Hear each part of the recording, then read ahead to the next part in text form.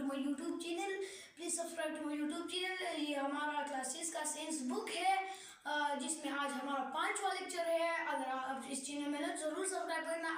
हम इससे पहले 4 लेक्चर अपलोड कर चुके हैं। आर्गन हमारा आज टॉपिक है। कम्बिनेशन ऑफ डिफरेंट टिश्यू, ये मुख्तलिफ टिश्यूज़ की मेल मिलाप से बनता है। E.g. फॉर एग्जाम्पल हार्ट भी एक ऑर्गन है, स्टमक भी एक ऑर्गन है, या अब जो हमारे पास स्टमक है ना, वो 5 चीज़ों से बना है, 4 टिश्यूज एक सिलसिल से बना है।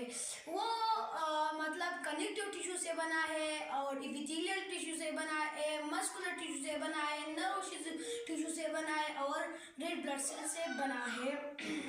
ये क्या करता है? ये डाइजेस्टेड फूड